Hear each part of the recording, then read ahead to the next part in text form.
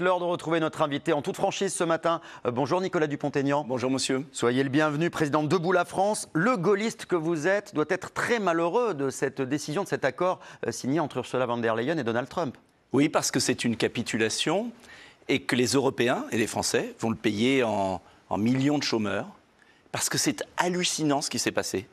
C'est une capitulation en rase campagne, alors qu'on nous a expliqué pendant 20 ans, 30 ans, que l'Union faisait la force et la Grande-Bretagne a un accord bien meilleur parce qu'elle est seule, elle est libre.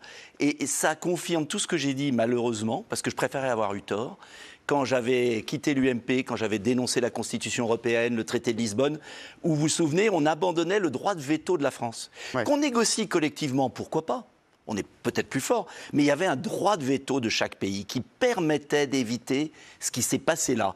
Et donc, si on accepte cet accord, ce sera la pauvreté de masse en Europe. Je ne sais pas si les gens, c'est au cœur de l'été, il y a d'autres soucis, je voyais votre journal, c'est normal, mais je ne sais pas si les Français réalisent ce qui est en train de se passer. C'est-à-dire qu'on s'est engagé, les Européens, à investir 600 milliards d'euros aux États-Unis, à acheter 700 milliards de gaz, à avoir un accord complètement déséquilibré, zéro taxe pour les produits américains en Europe, et 15% et parfois plus pour les produits européens aux États-Unis. Alors, c'est hallucinant. Vous n'êtes pas le seul à ne pas être d'accord et ne pas être satisfait. Le Premier ministre lui-même a publié un message sur ses réseaux sociaux hier, un jour sombre pour l'Europe qui se résout à la soumission. Même un pro-Europe comme François Bayrou est attristé par cette décision.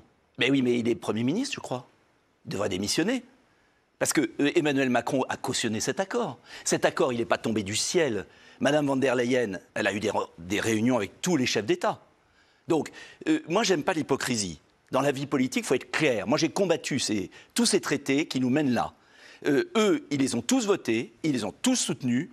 Ils acceptent cet accord en sous-main et ils viennent faire les malins pour dire c'est pas bien. Bah, si c'est la soumission, on résiste. Est-ce que la France aurait les moyens de résister seule ?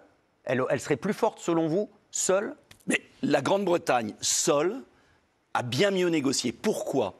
Parce qu'il faut comprendre que cet accord, il sert uniquement les entreprises automobiles allemandes. Von der Leyen, elle a négocié pour l'Allemagne. Mais nous, on n'avait pas du tout la même situation. Et d'ailleurs, cet accord, c'est encore pire que tout. Il ne comprend pas les vins et spiritueux. On attend d'en savoir un peu plus, effectivement. Il y aura peut-être des exceptions pour les vins français. Mais il y aura surtout une taxe.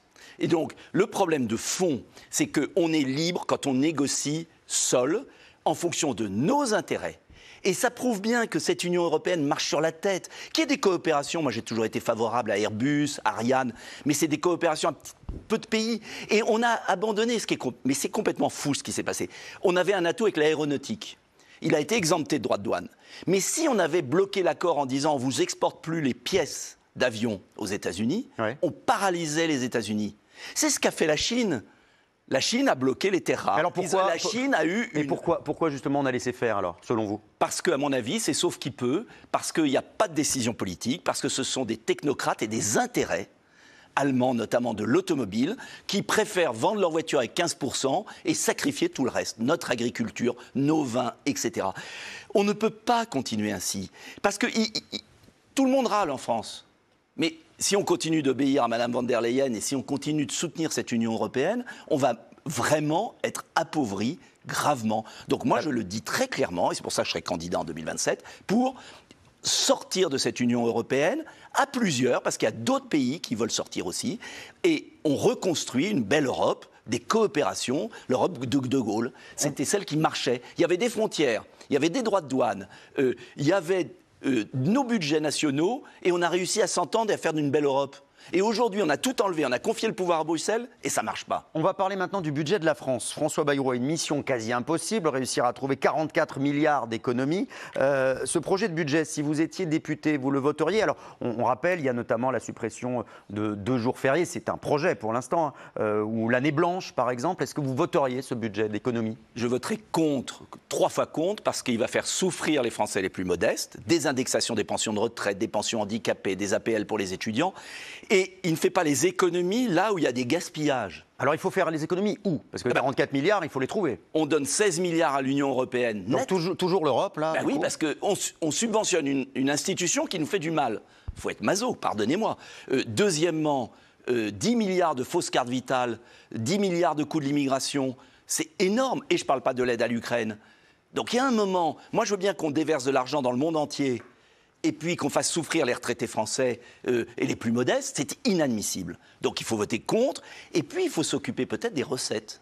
Quand on a un budget, il faut un peu moins dépenser, mais il faut peut-être s'occuper des recettes. Et s'il n'y a plus d'industrie, on revient à la case départ de tout à l'heure, si on signe des accords n'importe comment, qu'il n'y a plus d'industrie en France et plus d'économie, vous serez obligés tous les 2 ans de faire un plan d'économie. Un mot sur l'actualité internationale. Le ministre des Affaires étrangères est à New York, aux Nations Unies, pour une conférence qui a démarré hier, qui continue aujourd'hui au sujet de la Palestine, de la solution à 2 États. Est-ce que vous soutenez la position d'Emmanuel Macron de reconnaître l'État de Palestine pour pousser à cette solution à 2 États ? Sous condition.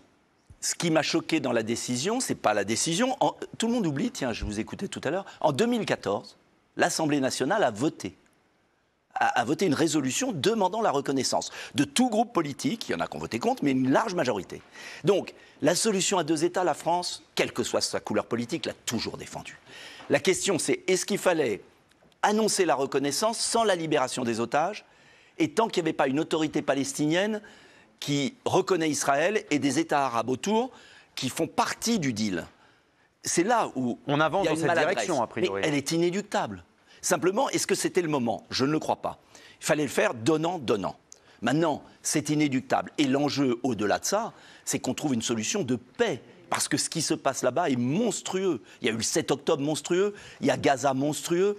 Et je pense que ce n'est pas l'intérêt d'Israël de continuer comme ça. Dernière petite question sur l'information politique de la soirée. La nouvelle guerre interne au sein des LR. Rachida Dati qui va se retrouver face à Michel Barnier dans la législative partielle à Paris. Vous êtes plutôt Barnier ou Dati, vous ? Je suis un peu écœuré de tous ces jeux politiciens. Les Français souffrent.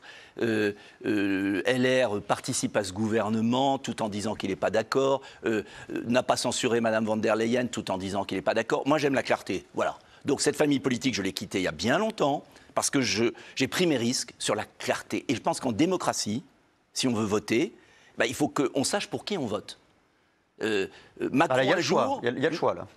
Madame Dati est un caméléon politique de talent, avec un sacré caractère. Mais un jour Macron, un jour opposition, je ne pense pas qu'on sauvera la France avec un personnel politique comme ça. Voilà. Merci beaucoup Nicolas Dupont-Aignan. En tout cas, vous serez candidat en 2027. Tout à fait, ça, sur l'indépendance de la France. Merci beaucoup d'avoir été avec nous.